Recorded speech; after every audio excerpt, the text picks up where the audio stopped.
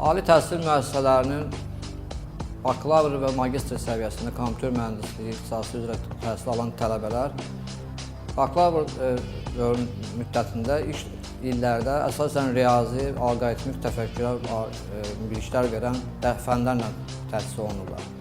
Bundan yuxarı kurslara gəldikcə tələbələrə ixtisas yönlü, əsasən ixtisaslaşma prosesi gedir və bu yöndə kompüter mühəndisliyi tələbələri müxtəlif ixtisaslara, gələcək seçəcəkləri peşəyə uyğun olaraq ixtisaslara uyğun fənləri almış olurlar.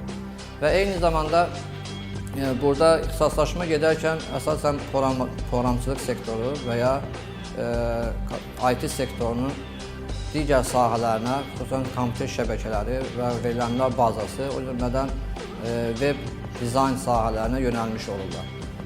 Və bakalavr pilləsini bitirən tələbələr növbəti magistr pilləsində daha yüksək səviyyədə kompüter mühəndisliyinin daha yüksək fənlərini almış olurlar və bu fənləri mənimsədikdən sonra artıq onlar tam mütəxəssis kimi, yəni tam mühəndis kimi yetişmiş olurlar.